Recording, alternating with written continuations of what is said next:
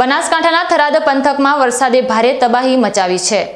ભલે આજે વરસાદે વિરામ લીધો હોય, પરંતુ શહેરીજનોની મુશ્કેલીઓ હજુ પણ યથાવત છે। અનેક વિસ્તારોમાં વરસાદી પાણી ભરાઈ રહેવાથી જનજીવન ખોરવાઈ ગયું છે। આજે પણ થરાદ શહેરના નીચાણવાળા વિસ્તારોમાં આવેલી સોસાયટીઓના રસ્તાઓ પાંચમા દિવસે પણ બંધ છે। ખાસ કરીને કૃષ્ણનગર સોસાયટી સંપૂર્ણપણે પાણીમાં ગરકાવ થઈ ગઈ છે। સોસાયટીના રહીશોને જીવન જરૂરી ચીજવસ્તુઓ અને ખાવા પીવાની ચીજો માટે ભારે મુશ્કેલીનો સામનો કરવો પડી રહ્યો છે। સેવાભાવી સંસ્થાઓ દ્વારા પૂરી પાડવામાં આવતી ફૂડ પેકેટ જેવી મદદ પણ જીવના જોખમે ભરાયેલા પાણીમાંથી પસાર થઈને લોકો સુધી પહોંચાડવામાં આવે છે। આ સંજોગોમાં સ્થાનિક લોકોમાં નેતાઓ પ્રત્યે ભારે રોષ જોવા મળી રહ્યો છે। તુલસીબેન પ્રજાપતિએ જણાવ્યું કે નેતાઓ વોટ લેવા આવે છે, પણ જ્યારે આવી આફત આવે છે ત્યારે કોઈ ફરકતું પણ નથી। અન્ય સ્થાનિક મહિલાઓએ કહ્યું કે હવે જો નેતાઓ વોટ લેવા આવે તો પહેલા તેઓ અમને પાણી કાઢવાની વ્યવસ્થા કરી આપે, પછી જ વોટ મળશે। સાહેબ, અમારે તો પાણી નથી આવતું અને નથી કોઈ ઘરમાં લોટ ખાવા, નહીં છોકરા બધા મરી જાય સીધા હું આગળ કહો એમાં તમે લાઈટ નહીં, પાણી નહીં અને મચ્છર ખાઈ જાય। કોઈ બાઈને ડિલિવરી વાળો હોય તો સી રીતે લઈને જાવ બોલો? કોઈ તમે આમાં કોઈ સગવડ મને ના આપો। તમારે વોટ લેવા હોય તો તમે દોડી દોડીને આવો, તમે આ આગળ તમે મીટિંગ કરો ચાલી મીટિંગ કરવાની બોલો?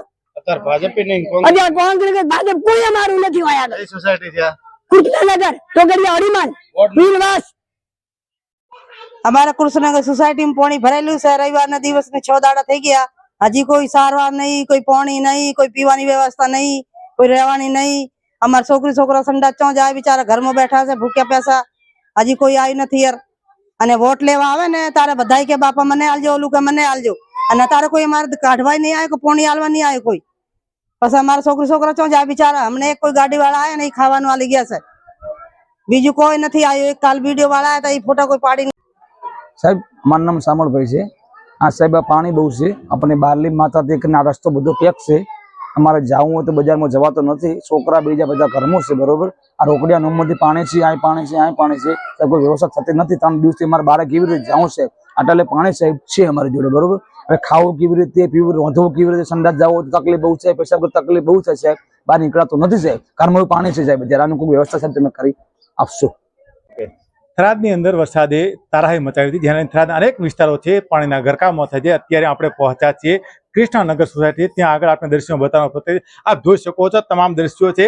આ એક પાણી છે કેડ સામા પાણી, ત્યારે 3-4 દિવસ થયા બાદ થોડું પાણી સુકાય અત્યારે ઘૂંટણ સામા પાણી, હજુ સુધી ઘરોની અંદર પાણી ભરાય। એટલે આ લોકોને છેલ્લા 4 દિવસથી ખાવાની નથી કોઈ વ્યવસ્થા, નથી જમવાની વ્યવસ્થા, નથી પાણીની વ્યવસ્થા કે નથી લાઇટ।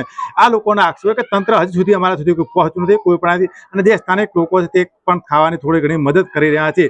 એટલે જે કૃષ્ણનગર સોસાયટીની જો વાત કરવામાં આવે તો આ ભયંકર તારાજી સજાય છે અને તંત્ર દ્વારા કોઈ પણ કરવામાં નથી આવ્યું તેવા એના આક્ષેપો પણ સ્થાનિક લોકોના છે। હવે જોવાનું એ છે કે આ સોસાયટીનું પાણી ક્યાં, વરસાદ વિરામ લીધા 2 દિવસ હજુ સુધી સોસાયટીના પાણી સુકાયા નથી। હાલ રાજકોટ, બનાસકાંઠા, થરાદ।